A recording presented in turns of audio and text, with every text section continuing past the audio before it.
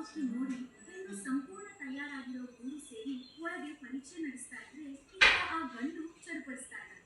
ಆದ್ರೆ ಒಂದು ಹೆಣ್ಣು ಗೂಡನ್ನು ಆರಿಸಿಕೊಳ್ಳುವಾಗ ಮುಳ್ಳಿನ ಕೊಂಬೆ ಮೇಲಿರುವ ಗೂಡು, ತೆಲುಗು ಕೊನೆಯಲ್ಲಿರುವ ಗೂಡು, ಎತ್ತರದಲ್ಲಿರುವ ಗೂಡು, ಆರೋಗ್ಯಕರ ಗಂಡು, ಹೀಗೆ ಏನೆಲ್ಲ ನೋಡ್ತೀವಿ.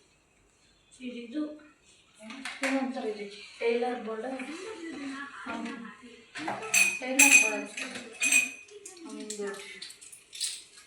ಅವರೇ ಕಟ್ತಾರೆ. ಇದು ಆ ಪಕ್ಷಿಗಳೇ ಕಟ್ತವೆ. ಸ್ವಲ್ಪ ಗೊತ್ತಾದ್ಮೇಲೆ ಮತ್ತೊಂದು ಹೆಣ್ಣು ಇದೇ ಮರದ ಹತ್ರ ಬಂದು ಕೂತಿದ್ರೆ ಮತ್ತೆ ಈ ಗಂಡು ಹಕ್ಕಿಗಳ ಕಲರವ ಶುರುವಾಗಿದೆ. ಆಹಾ, ಈ ಹೆಣ್ಣು ಕೂಡ ಅದೇ ಗೂಡನ್ನು ಪರೀಕ್ಷೆಗೆ ಆರಿಸಿಕೊಂಡಿದ್ದು ಒಪ್ಪಿಗೆಯಾಗುತ್ತಾ ನೋಡುವುದು.